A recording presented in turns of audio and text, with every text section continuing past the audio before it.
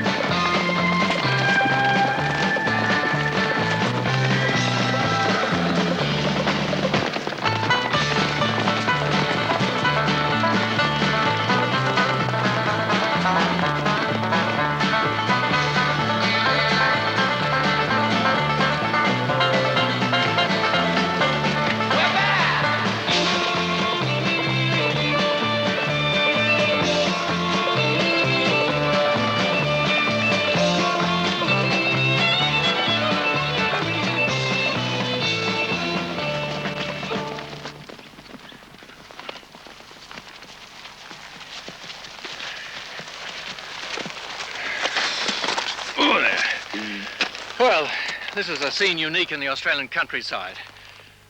Not me on a horse. Well, on second thoughts, maybe that is unique. In fact, I'm much more at home with Bentley horsepower and an accelerator and a brake pedal beneath me than I am with this unpredictable beast. But what I'm talking about is the mob of 1,000 horses behind me. Oh, there! Oh, there!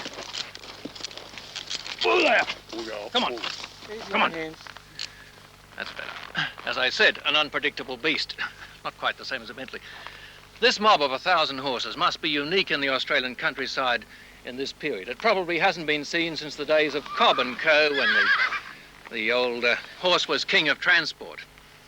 What's also unique about it is the fact that they all come from the one property, a property just nearby here in Parkes. And our friend here is the trail boss. Tell me, what sort of a job is it, controlling nearly 1,000 horses on a drive like this? Oh, it's a fairly easy job, Tony. It's not a hard job at all.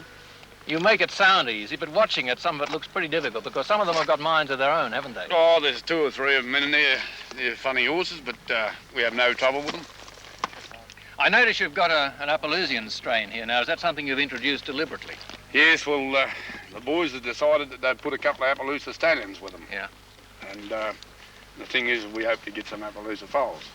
You can throw those from ordinary mares? Yes.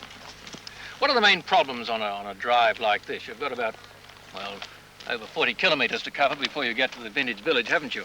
Yes. No, well, the main thing is, Tony, is just keep your eye on them. We never have any trouble with them at all. No trouble whatsoever. That's probably because you're skilled horsemen. Oh, well, we've been with them a day or 2.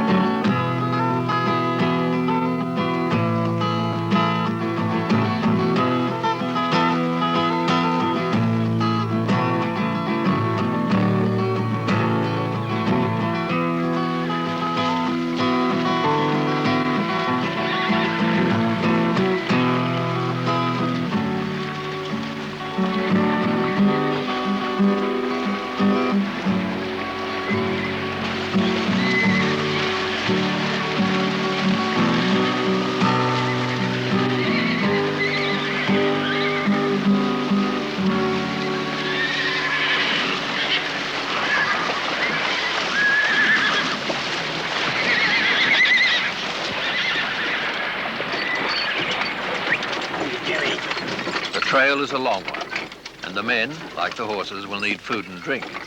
Probably the greatest horse lover amongst them is not in the saddle today. and driving the food wagon, urging his Clydesdales to keep up with the mob. Wilf Norris never uses a machine if a horse can do the job. Well, I do all the farm work at the Vintage Village, all the ploughing, the wheat sowing, hay cutting and wheat stripping. You prefer to do everything by horsepower, then? Yes. Been doing that for long? Well, this is my 30th acre crop of wheat I'm about to strip with them. I guess one could say that you prefer horsepower, then, to mechanical means. Well, I don't know, I've often been asked that question a lot of times by the tourists, and I think it's just because that I'm in love with the draft horses and I've stuck to them all these years. How do you feel on a day like today with well nigh 1,000 horses all around you?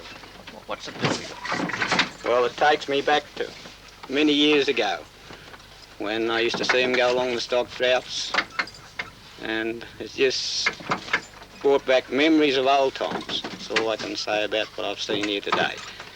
There's no doubt about it. There's, in this 1,000 mob of horse there's every type and shape and colour you want. And that's just the way it was years ago.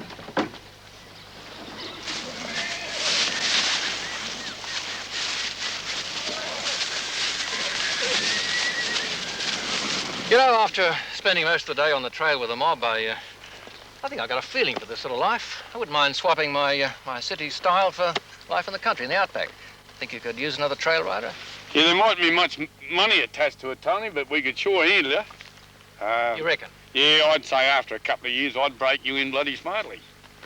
I'd make a real fair cowboy out of you. Just by the look of you, look a terrific looking bloke. Yeah, keep talking. I can stand those compliments. Yeah, well, the thing is I'm getting a bit old for this sort of business now, and you might be able to take it over or something, see? But I reckon you'd make a man. A good man on a horse.